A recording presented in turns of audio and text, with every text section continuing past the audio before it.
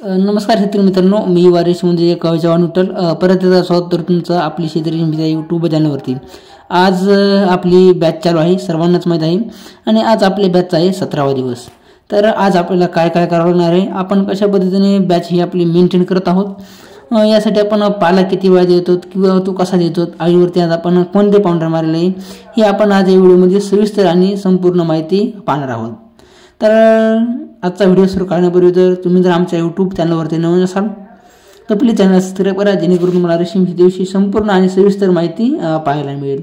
तसेच बॅचचे daily routine म्हणजेच सुरुवात ते शेवटपर्यंत, चाकी आल्यापासून ते कोश निघेपर्यंत बॅचचे सर्व व्हिडिओ तुम्हाला पाहायला मिळतील।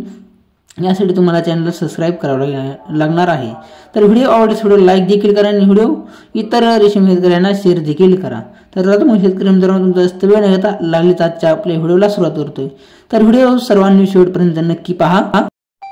तर शेतकरी मित्रांनो, आपण पाहू शकता या ठिकाणी आपली बॅच सुरू आहे। आज आपल्या बॅचचा 17वा दिवस आहे। चौथा मोल्ट उठून आज आपण आपल्या आळीला 11वी फिडिंग ही दिलेली आहे।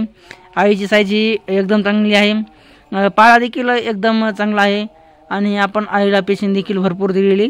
तशी तर पेशिंग आपण काल दिली होती, पण आज देखील आपण थोडीफार आळीला पेशिंग दिली। म्हणजे आपण 4ही बेडवरती एक लेवल अशी आळी आपण करून ठेवलेली आहे।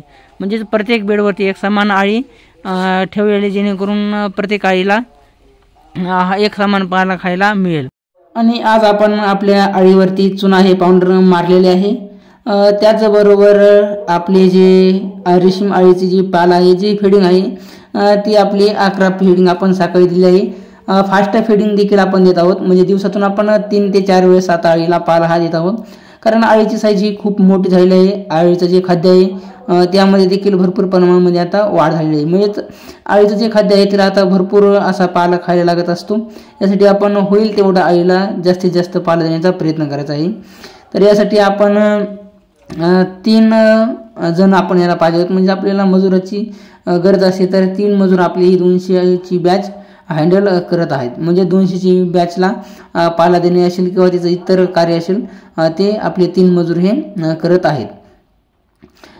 तर आळीला भरपूर असा पाला आपण देत आलेला आहोत। आता आपली 11वी फिडिंग, तर जवळपास आपली एक 14 ते 15 फिडिंगवरती आपली शॅम्पल पडेल, म्हणजेच आपल्या चंद्रिका पडतील। इतर शेतकऱ्यांचा देखील 14 ते 15 पाल्यावरती चंद्रिका हे पडलेले आपले देखील त्याच प्रमाणे पडतील अशी आशा वाटते, कारण आपल्या आळीची साईज देखील एकदम चांगली आहे। पाला देखील आपण एकदम चांगल्या क्वालिटीचा दिलेला आहे। तर शेतकरी मित्रांनो, आजचा व्हिडिओ आपण समाप्त करतोय। पुन्हा भेटूया नवीन माहितीसोबत आपली शेतकरी यूट्यूब चॅनलवरती। तर हा व्हिडिओ कसा वाटला कमेंट करून आम्हाला नक्की कळवा।